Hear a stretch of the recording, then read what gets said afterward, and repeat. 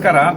ಇವತ್ತು ನಾವು ಎಲ್ಲಿದ್ದೀರಿ ಅಂತಂದರೆ ಚೇಳೂರು ಶ್ರೀ ಮರಳು ಬಸವೇಶ್ವರ ದೇವಸ್ಥಾನದಲ್ಲಿದ್ದೀರಿ. ಇದು ಇತಿಹಾಸ ಏನಂತಂದರೆ, ಕಲ್ಲುಕೋಳಿ ಕೂಗಿ ಬಸವಣ್ಣ ಎದ್ದು ರಂಕೆ ಹಾಕಿದವಾಗ ಕಲಿಯುಗ ಅಂತ್ಯ ಆಗುತ್ತೆ ಅಂತ ನಾವು ಕೆಲವೊಂದು ಇತಿಹಾಸ ಪುಟಗಳಲ್ಲಿ ಕೇಳಿದ್ದೀರಿ, ಮತ್ತು ಕೆಲವೊಬ್ಬರು ಕಾಲಜ್ಞಾನಿಗಳು ಹೇಳಿರೋದು ಕೇಳಿದ್ದೀರಿ. ಕೈವಾರ ತಾತಯ್ಯನವ್ರು ಹೇಳಿದಾರಂತೆ.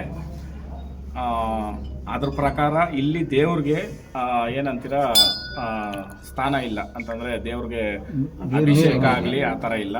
ದೇವ್ರು ಬಂದ್ಬಿಟ್ಟು ಮರಳಿನಲ್ಲೇ ಮಾಡಿರೋದು, ಬೆಳೆದಿದ್ದಾರಂತೆ. ಆಮೇಲೆ ಇನ್ನೊಂದು ವಿಶೇಷತೆ ಏನಂದರೆ, ಚೇಳೂರು ಜಾತ್ರೆ ಅಂತಂದರೆ ಕರ್ನಾಟಕದಲ್ಲಿ ಹಳ್ಳಿಕಾರ ಎತ್ತುಗಳ ಜಾತ್ರೆನಲ್ಲಿ ಲಾಸ್ಟ್ ಜಾತ್ರೆ. ಮಾಗಡಿ ಲಾಸ್ಟು ಅಂತ ಕೆಲವೊಬ್ರು ಹೇಳ್ತಾರೆ. ಮಾಗಡಿ ಅಲ್ಲ ಲಾಸ್ಟು. ಇಡೀ ನಮ್ಮ ಕರ್ನಾಟಕದಲ್ಲಿ ಹಳ್ಳಿಕಾರ ಎತ್ತುಗಳ ಜಾತ್ರೆ ಲಾಸ್ಟ್ ಜಾತ್ರೆ ಅಂದರೆ ಚೇಳೂರು ಜಾತ್ರೆನೇ. ಅದು ಕೆಲವೊಬ್ರು ಮಾಹಿತಿ ಅದ್ರ ಬಗ್ಗೆ ಯಾರೂ ಕೊಡ್ತಾ ಇಲ್ಲ. ಏನು ಹೇಳ್ತೀನಿ ಅಂತಂದರೆ, ರಾಜಕಾರಣಿಗಳಿರ್ಬೋದು, ಕೆಲವೊಬ್ರು ಉದ್ಯಮಿಗಳಿರ್ಬೋದು, ಇಲ್ಲಿಂದ ಬೆಳೆದಿರ್ತಕ್ಕಂಥ ಕೆಲವೊಬ್ಬರು ನಮ್ಮೂರಿನ ಇತಿಹಾಸನೇ ನಾವೇ ಹೇಳಕ್ಕೆ ನಾಚಿಕೆ ಪಟ್ಕೊಂಡ ಮೇಲೆ ನಾವು ಈ ಊರಲ್ಲಿ ಹುಟ್ಟಿರೋದನ್ನೇ ವ್ಯರ್ಥ ಅಲ್ವಾ?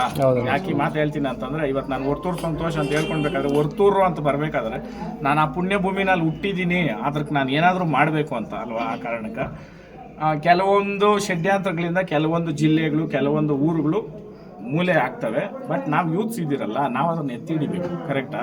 ನಮ್ಮ ಭೂಮಿಗೆ ನಾವು ಏನು ಕೊಟ್ಟಿದ್ದೀರಿ, ನಾವು ಹುಟ್ಟಿರ್ತಕ್ಕಂಥ ನಮ್ಮ ಊರುಗಳಿಗೆ, ನಮ್ಮ ಊರ ಹೆಸರು ನಾವು ಹೇಳಕ್ಕೆ ನಾವು ಹೆಮ್ಮೆ ಪಟ್ಕೊಬೇಕು ಅಲ್ವಾ? ಆ ಕಾರಣಕ್ಕೆ ಈ ಸಲ ಚೇಳೂರು ಜಾತ್ರೆಗೆ ನಾನು ಬರ್ತೀನಿ. ಸಪೋರ್ಟ್ ಮಾಡೋಣ ದಯವಿಟ್ಟು. ಎಲ್ಲ ಯುವ ರೈತರು ಹಳ್ಳಿಕಾರ ಓರಿಗಳನ್ನ ಕಟ್ಟ್ರಿ. ಜೈ ಹಳ್ಳಿಕಾರ.